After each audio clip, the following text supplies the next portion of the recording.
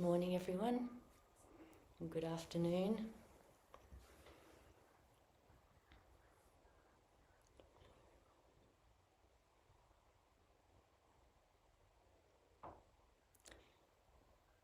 Generally speaking, we all have 2 arms, 2 legs,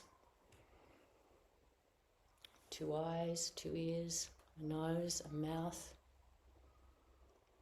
2 lungs, and a heart. I was thinking it's kind of interesting that we've got this enormous amount in common,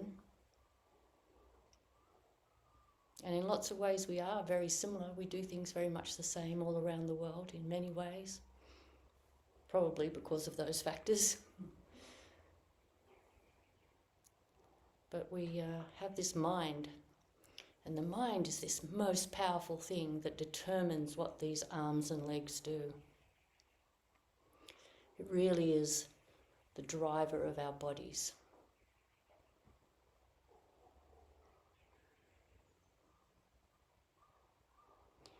And that's really the central part of our practice, is getting to know our mind, getting to know what it does, and then endeavouring to turn our mind towards wholesomeness so that our arms and legs and our mouth do beneficial things.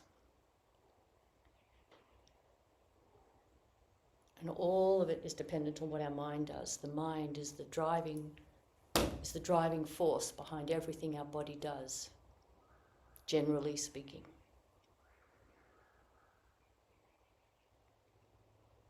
And I remembered an incident, just as an example of the mind. Some time ago, I was with some relatives and being very helpful around the house. So there was lots of people. And then one person came up and corrected me about something. And it was interesting watching the steps that my mind did. The very first step was a little flare of anger, like, what the hell?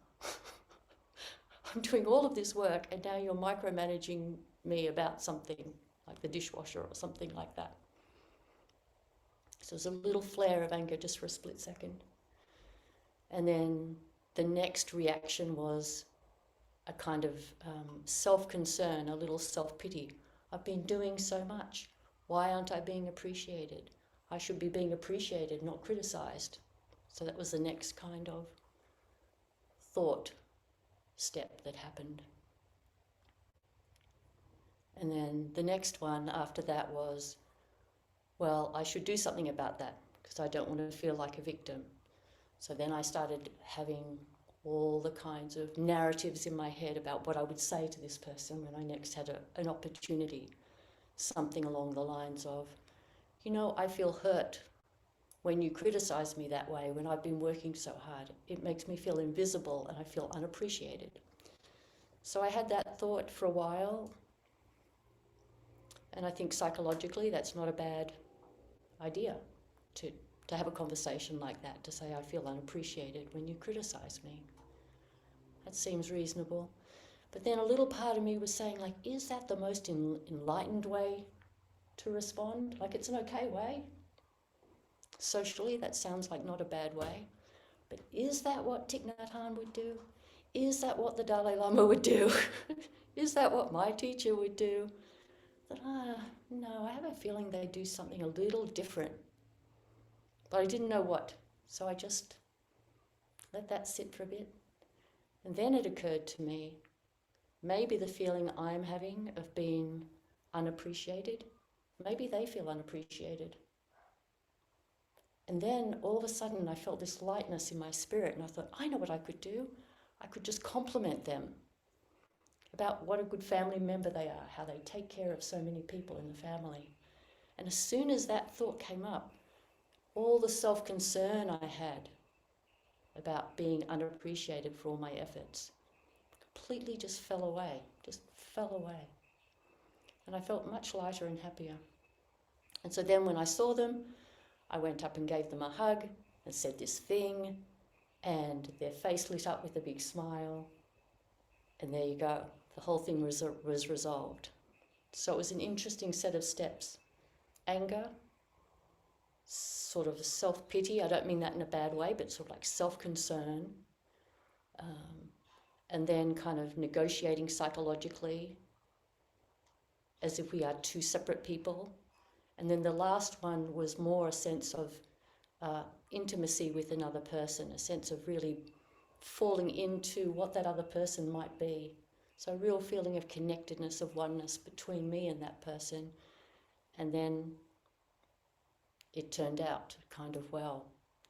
But it doesn't always turn out well.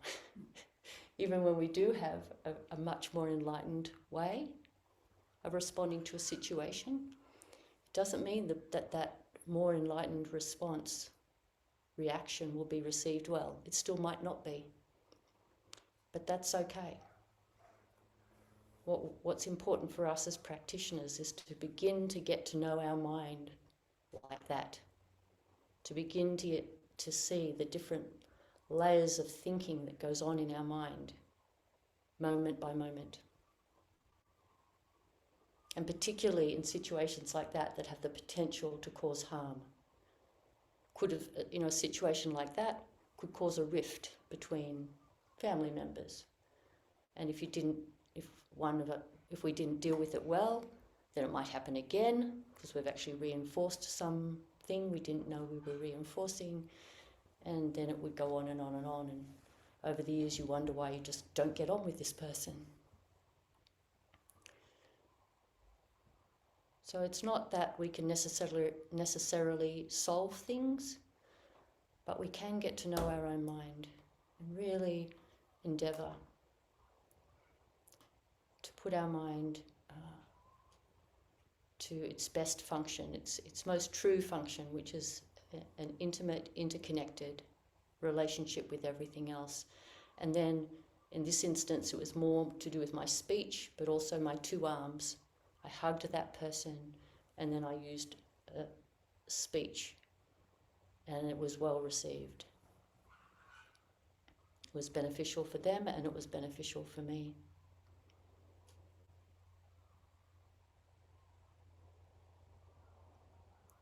So this is the kind of way we can start to get to know our minds in Zazen.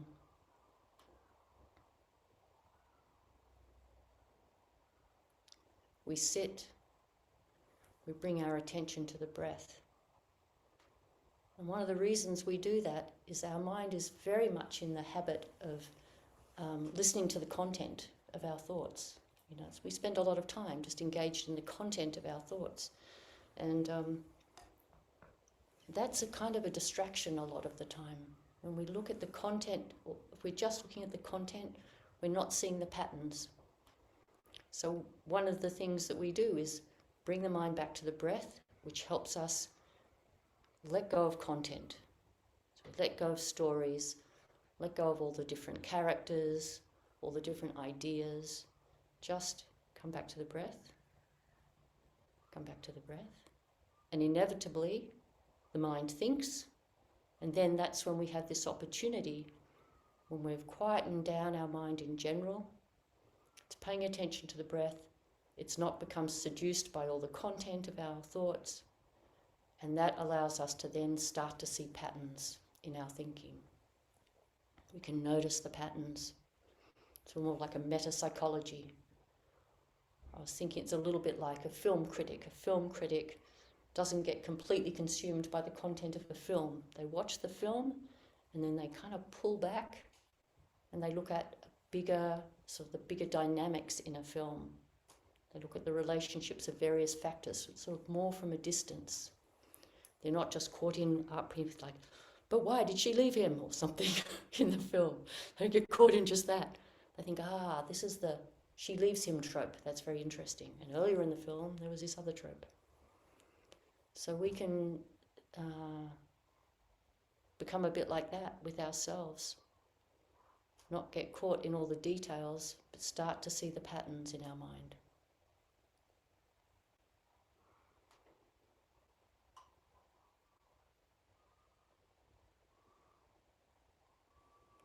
And it's often a little shocking getting to know the patterns in our mind.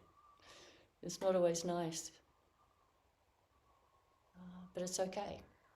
Everybody has got habits of mind that are not healthy. Everybody has them to varying degrees.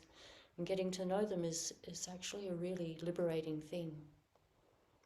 And we don't even have to try to get rid of them. We just get to know them. That's all we have to do. Get to see the habits and patterns in our mind. Be curious about them. Not judgmental in the sense of we can notice this does not seem to benefit me. Like with that example about the family member criticizing me, when I had the thought about, I could tell them that when they criticize me, I feel unappreciated. When I was having that series of thoughts and going over rather repeatedly what the dialogue would look like, I'd say this, then they'd say that, then I'd say this, then they'd say that, and then I'd start again. I'm going to say this, and this time they're going to say that, and I'm going to say this, and now they're going to say that. And now I do it again. Like how many times? I was out on a run, and I think I spent 20 minutes of the run just going over different scenarios of what the dialogue would be. So I thought, this actually isn't making me feel really very good. Even though it doesn't seem terribly unwholesome, still there's something about it that's not sitting right with me as a practitioner. As a disciple of the Buddha, it wasn't really sitting right. I wasn't feeling at ease because I was repeating the scenario over and over in my mind, which was a clue. It's a good clue. It's a good sign. Whenever we repeat over and over and over, there's probably something little off going on.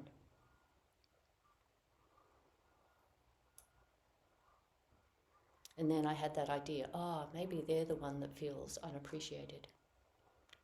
And as soon as that thought arose, all the dialogues fell away in my mind. They just fell away. And I thought, I'll just hug them and express appreciation. And I only had to have that thought like once or twice. And it was resolved in my mind. It was completely resolved at that point.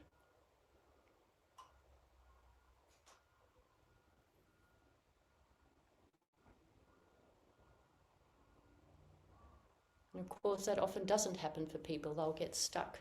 Like someone who has a tendency towards anger already, the first reaction to that would be, what the hell? This person, all they ever do is criticize. And then they could get completely stuck there, completely, and only think thoughts like that. And another person might get stuck in, why doesn't anybody ever appreciate me? I'm always helpful and all I get is criticism. And they could get stuck there and feel that thought repeatedly in all different scenarios, get really stuck there.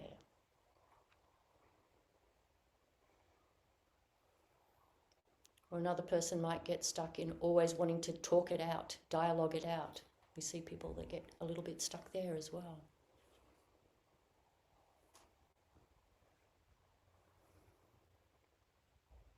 But when we really see people with a sense of they are me and I am them, we really feel that with someone.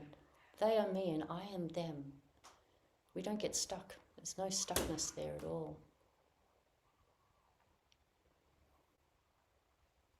But that feeling of they are me and I am them is not an intellectual thing.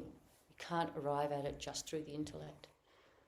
We arrive at it through Zazen, paying attention to the breath. We just come back and the mind gets quieter and quieter. And then the Buddha's teachings can start to just arise in us naturally. We just start feeling interconnected with things. We hear the birds and it just feels like a lovely thing. We feel the sunlight. We see the sunlight.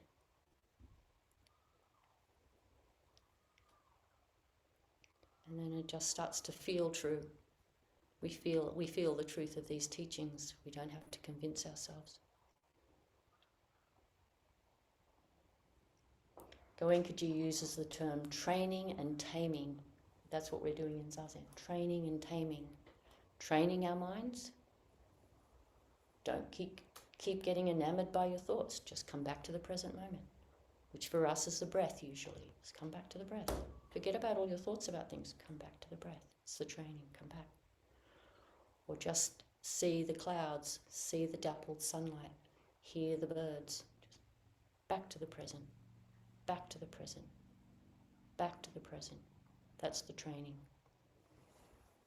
And that training tames all of the talk in our mind. It tames the talk. The talk in the mind calms down, calms down, calms down.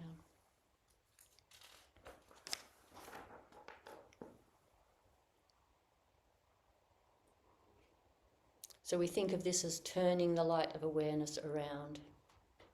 That's what we do in Zazen. Instead of our mind being caught up in all the thoughts, we see the world, but most of the time we see the world and we interpret it very quickly, and then we actually pay attention to the interpretation. So we're actually with the interpretation inside our minds more than the actual world. We see the world, we interpret it, and then we play around with the interpretation. We spend most of our mind there. So turning the light of awareness around is to sort of turn around and start to just slow right down, slow down, and see the bigger patterns in our mind, slowly and gently, no rush.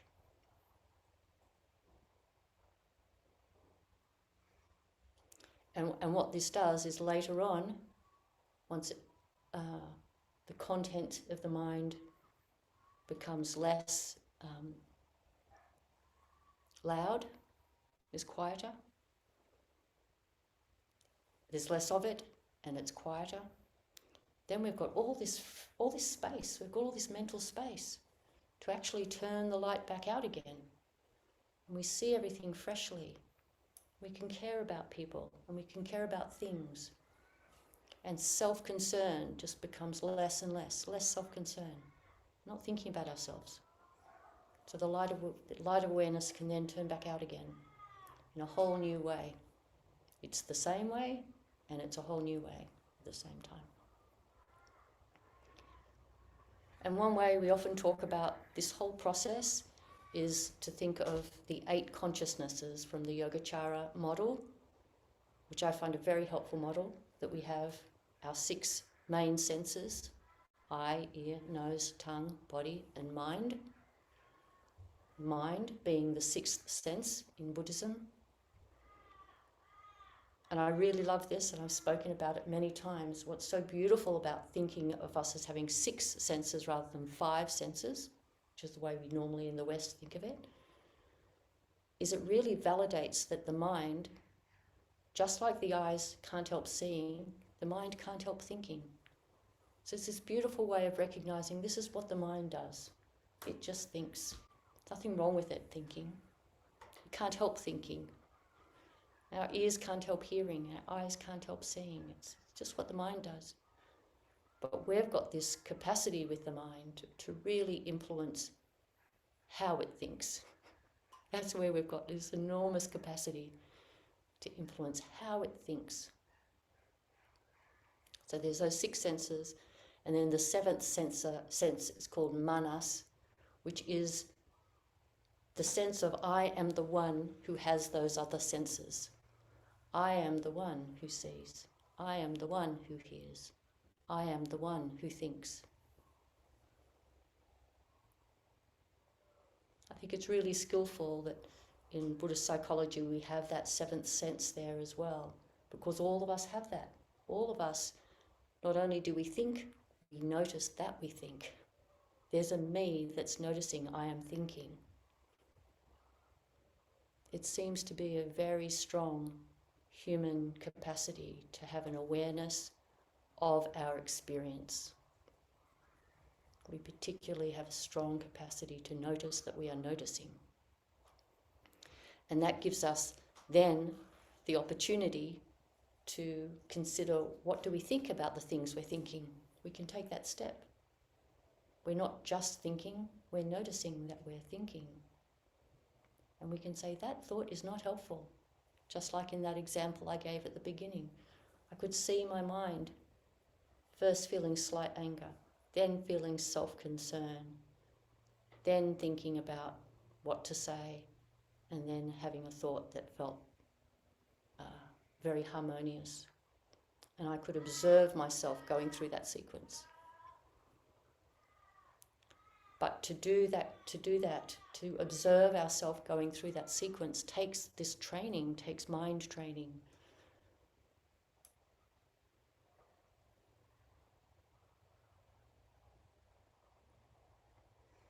And then the eighth consciousness is called the Alaya Vijnana, or the storehouse consciousness, which is pretty comparable to the sort of idea of the unconscious, but it's got a little bit more body to it in the Zen tradition. So that is all the habits and patterns that we have acquired throughout our life that then influence the way our mind interprets things. Like, all of us interpret things differently. You can put the same event in front of someone, in front of, say, 8 people, and then I'll ask them to write a paragraph about that event, and they would write something differently. There'd be some things in common, but there'd be just slight differences in how people understand something. And that's if you're just asking someone to simply describe, asking people to just describe something. If you are asking people to then give their opinion about something, as soon as you add that layer, you get very, very varied responses from people. So that variety is explained in Buddhist psychology, is coming from the storehouse consciousness. All the things that have happened to us and how we've interpreted them, particularly how we've interpreted what's happened to us, determines how we interpret events in the present, how we experience things, what meaning we make of what we experience. So through our Zazen practice, we get to know our storehouse consciousness. We get to know, oh, I have a bit of a tendency, whatever my tendency is. I have a bit of a tendency to be controlling, or I have a bit of a tendency to feel like a victim, or I have a bit of a tendency to procrastinate, which someone mentioned to me the other day, which I think was very, very accurate, that procrastination is an expression of trauma. We procrastinate around something because we get this painful constriction when we think of that something. And that little painful constriction comes from some prior set of experiences. They don't have to be great, big, enormous traumas. They can be little painful ones, little repeated painful ways in which we're spoken to in a certain way as a child, for example. So through our Zazen, we get to know a little bit about our storehouse. And then we can vow to say, I don't want to water those seeds that I know come from my past that are harmful. I want to plant fresh seeds, and I want to water those seeds so that the garden of our storehouse starts to become more wholesome. And we don't keep replanting harmful seeds. But sometimes those plants, the seeds that we have planted, they have to come to fruition. So we have to be patient with ourselves. If we have a tendency towards anger and we start to notice it and we really want to work with it, it still might take a few years, just because. And that's okay.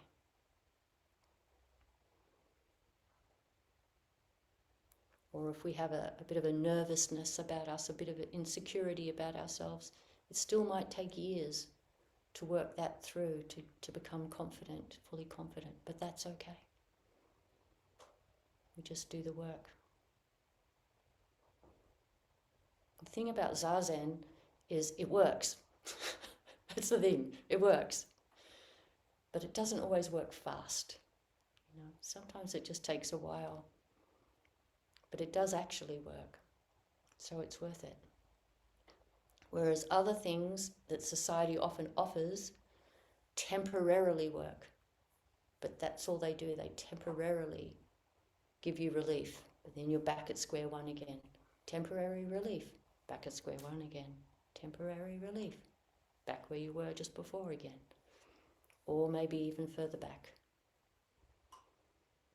Whereas this Zazen practice, we get surprised. I'm sure all of you have had that experience already of being surprised that you managed something better than you did the last time that thing happened.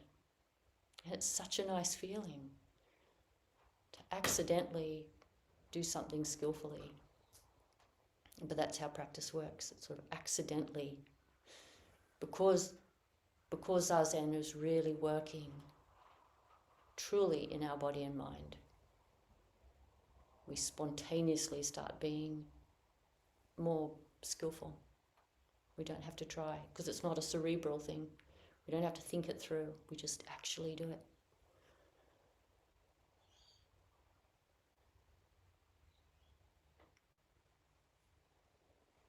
Like that thought, maybe the other person feels unappreciated. I didn't try to have that thought.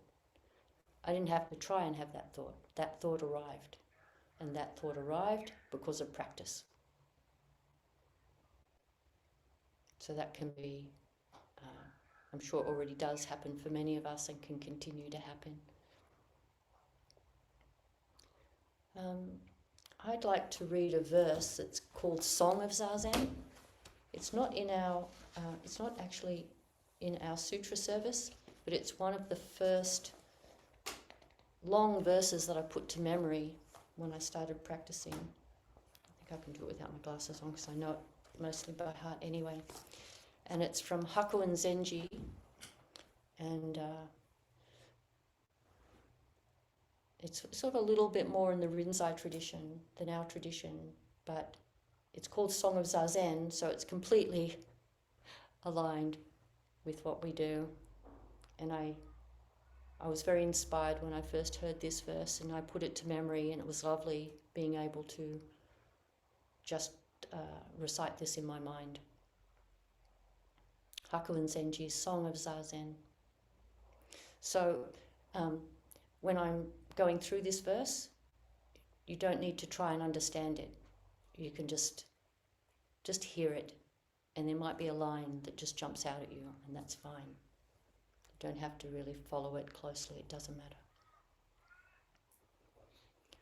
All beings by nature are Buddha, as ice by nature is water. Apart from water, there is no ice. Apart from beings, no Buddha. How sad that people ignore the near and search for truth afar, like someone in the midst of water crying out in thirst, like the child of a wealthy home wandering among the poor. Lost on dark paths of ignorance, we wander through the 6 worlds. From dark path to dark path we wander. When shall we be freed from birth and death? For this, the Zazen of the Mahayana deserves the highest praise. Offerings, precepts, paramitas, all have their source in Zazen. Those who try Zazen even once wipe away immeasurable crimes. Where are all the dark paths then? The Pure Land itself is near. Those who hear this truth even once and listen with a grateful heart, treasuring it, revering it, gain blessings without end. Much more if you turn yourself about and bear witness to self-nature. Self-nature that is no nature, you go far beyond mere argument. Here cause and effect are the same, the way is neither 2 nor 3. With form that is no form, going and coming we are never astray. With thought that is no thought, singing and dancing at the voice of the law. Boundless and free is the sky of Samadhi, bright the full moon of wisdom. Truly, is anything missing now? Nirvana is right here before our eyes. This very place is the lotus land, this very body the Buddha.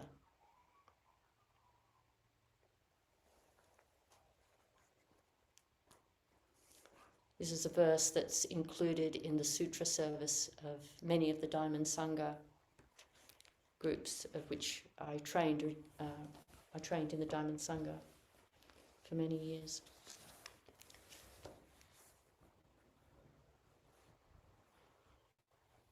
So this very first part, all beings by nature are Buddha, like ice by nature is water. Apart from water, there is no ice. Apart from beings, no Buddha. So when I had that little experience with a family member criticizing me, and then had the thought, oh, maybe they feel unappreciated. That was seeing the Buddha nature in that person. That was seeing that we're all just the same water. We're all the same water. It can be ice, it can be mist, it can be clouds, it can be a river. It's all the same water. That's what intimacy means in Zen. When we say intimacy, that's what we mean. Buddha nature pervades the whole universe without exception.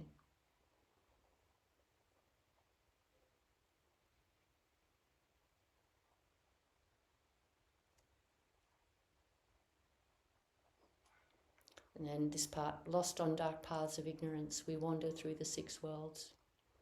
So the 6 worlds, are like the hell realms, the animal realms, human realm, hungry ghost realm, jealous god's realm, and the god realms, which psychologically are just all the different psychological states.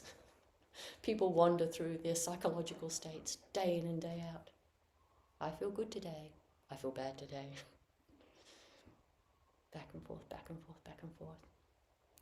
Which is also another way of saying, when it says here, when shall we be freed from birth and death?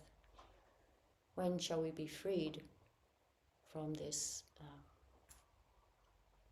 constantly wanting, longing and aversion, longing and aversion?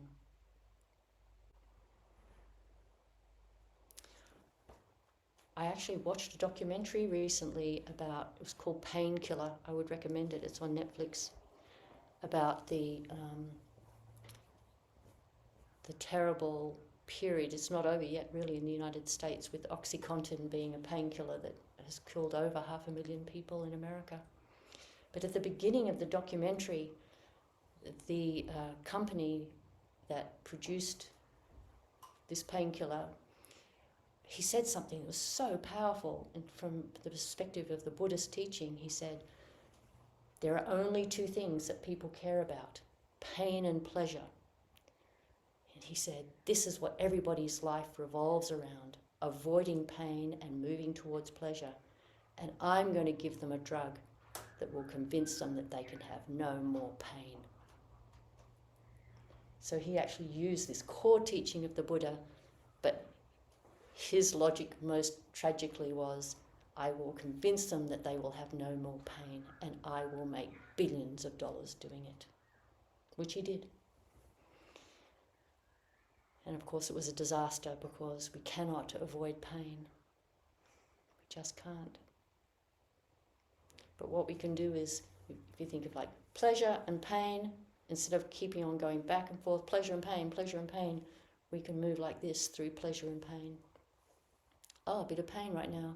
Oh, a bit of pleasure right now. A bit of pain right now. A bit of pleasure right now. And it's really a beautiful way to live that way. Not fighting pleasure and pain. Not chasing pleasure, not avoiding pain. Just navigating through the inevitability of pleasure and pain. Not the best theme for movies. It's not interesting enough for movies. It's a great way to live. All right, I think I'll stop there and see if anyone would like to comment. I'll just turn off the recording.